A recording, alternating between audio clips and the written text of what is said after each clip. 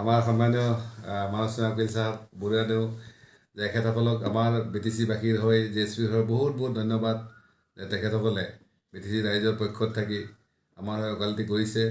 আৰু আজি যিটো জাজমেণ্ট দিছে মই ভাবোঁ এইটো এটা ঐতিহাসিক হিষ্ট্ৰিকেল ৰায়দান হ'ব ভৱিষ্যতে অসমৰ হিষ্ট্ৰীত কাৰণ নৱসেনা তেওঁলোকে ইলেকশ্যন যুঁজত নোৱাৰি এইধৰণে কৰিছিলে কাৰণ কোনো কাৰণতে আমি নন ST নহয় আমি ST মানুহে হয় আৰু এইটো মোৰ নহয় আমাৰ দাদা পুৰুষ আছিলে গতিকে আজি আমি মহামান্য আদালতক আমি ধন্যবাদ জনাইছোঁ কৃতজ্ঞতা জনাইছোঁ আমাৰ উকিল সাহেবক খুৰশিদ ছাৰক আমি কৃতজ্ঞতা জনাইছোঁ আৰু লগতে আমাৰ BTC নন BTCৰ যিসকল শুভাকাংক্ষী সমৰ্থক ঈশ্বৰ আল্লাহৰ ওচৰত প্ৰাৰ্থনা কৰিছিলে বহুত দিন উজাগৰে আছিল তেওঁলোকক মই আন্তৰিক ধন্যবাদ জনাইছোঁ আপোনালোকে ইমান আশীৰ্বাদ কৰিছে ইমান ভগৱানৰ ওচৰত আপোনালোকে হেৰি কৰিছে যে আহি থকা দিনত নিশ্চিতভাৱে আমি আকৌ বিজয়ী ধ্বজা উৰুৱাব পাৰিম কোকৰাঝাৰত আৰু আমি কোকৰাঝাৰ ৰাইজৰ প্ৰতিনিধি হিচাপে আকৌ এবাৰ প্ৰথম সমষ্টি এইবাৰ 1 নম্বৰ সমষ্টি আগৰ 5 নম্বৰ আছিলে আমি আকৌ পাৰ্লিয়ামেণ্টত ৰাইজৰ হৈ প্ৰতিনিধিত্ব কৰিব পাৰিম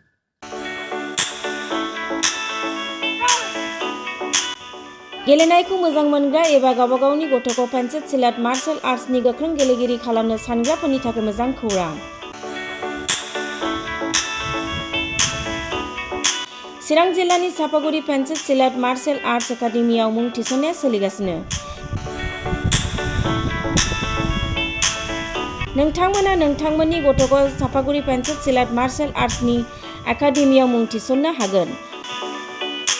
फोरोंनायनि जायगाया जाबाय सापागुरि लावज्रिपारा दगरपारा गेलेग्रा फोथार आरो बेरांगाव हास्रावबारि मख'जाथाव दि सापागुरि पेन्सिल सिलाट मार्शल आर्ट्स एकाडेमिनि सोलोंसाफ्रा गुबुन गुबुन जायगायाव गेलेहैनानै जाफुंसारदों नोंथांमोनाबो नोंथांनि गथ'खौ सापागुरि पेन्सिल सिलाट मार्शल आर्ट्स एकाडेमियाव मुं थिसननानै पेन्सिल सिलाट मार्शल आर्ट्सनि आखा-फाखा गेलेगिरि खालामदो Sapaguri pencil सिलाट martial arts academy